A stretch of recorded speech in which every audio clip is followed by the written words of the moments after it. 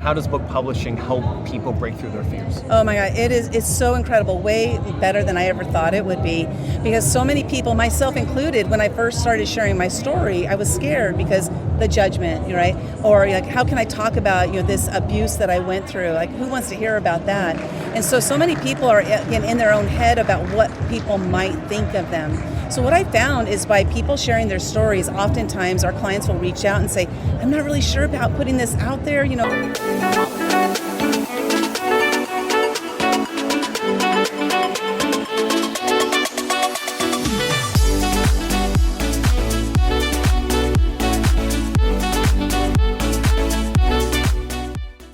Well, we're here again on Thrive Bites podcast. I'm Dr. Colin Zhu, and I am joined by Lynda Sunshine West. Sunshine? Is that your party room name? No, that name was given to me about 5 years ago after I started a personal development journey.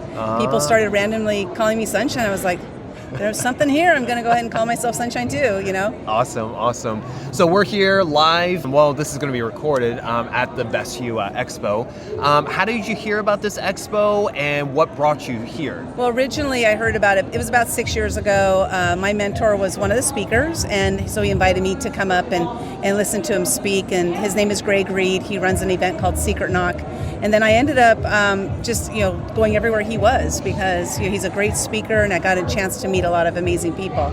So that's how I first heard about it. This time it came in my inbox, like come back. Email captures. Yes, they work. It's yeah, okay. So tell us, what are the things that you are currently working on? Because this is a conference about personal professional development. Mm-hmm. What is it about you that you're currently working on and the why behind it? Yeah, I do book publishing, and what I mainly focus on is collaboration books because I love bringing people together in community. And I actually started doing this completely on accident. I was never a reader. I was never a writer, not even interested in either of those things growing up. And I spent decades saying, I'm not a writer.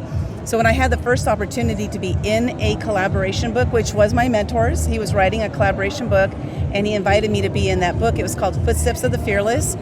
During that year, I was breaking through one fear every single day that year. So it was perfect. I was breaking through fears, and he was writing a book called Footsteps of the Fearless. So I went ahead and joined his book, and then after that year, he recommended that I write my own book about my breaking through fears every day. So I wrote a book called The Year of Fears.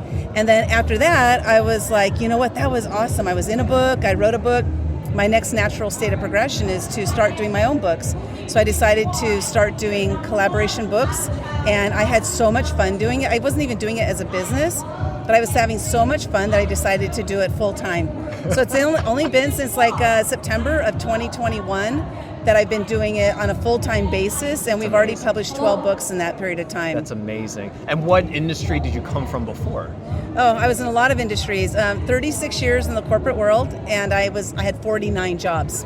So many industries, it's hard to pinpoint, but I'd say the main one was the legal field. I was a legal secretary, and I worked my way up to working for a judge in the Court of Appeals. So I worked my way up a lot, but oh my gosh, I just hated that work. It was so boring, and it just wasn't for me. There was no sense of me examining what is creativity.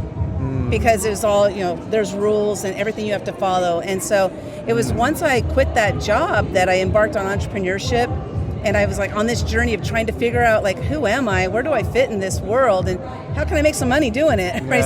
On that path. And it took 7 years of trying different things before I landed on the book publishing. But once I landed on that one thing, this is the thing I do, everything just started coming to me, just flowing.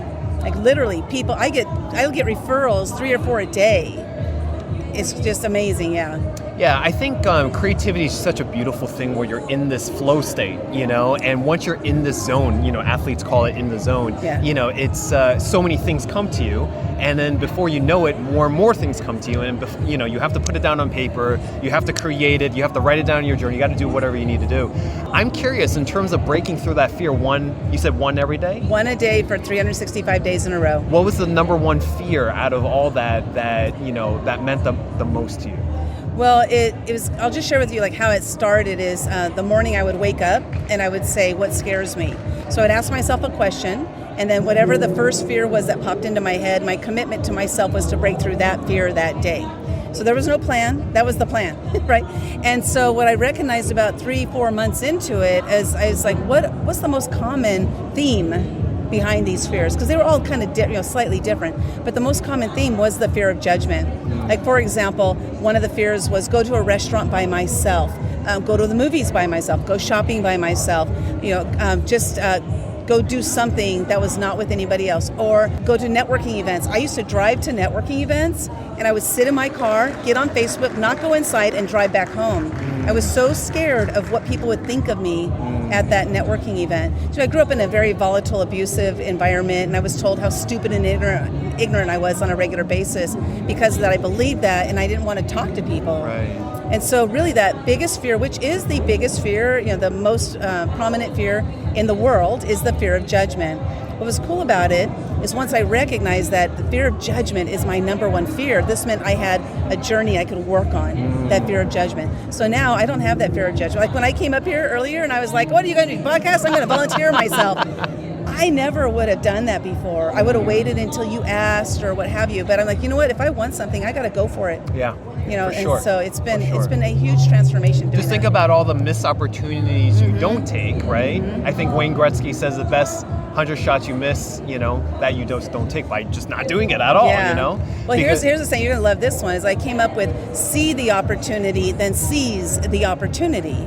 Because opportunities are abundant. They are abundant, but so often we let them pass us by because maybe there's a fear of what they might think of me. What am I going to say? Am I going to stumble my words? And we're so in our head about what might happen. But what if we do it and we break through the fear because we're scared, and then we break through that fear, and then the door is open to something you never knew. Yeah. If I didn't do that, I would not be doing what I'm doing today. Guaranteed.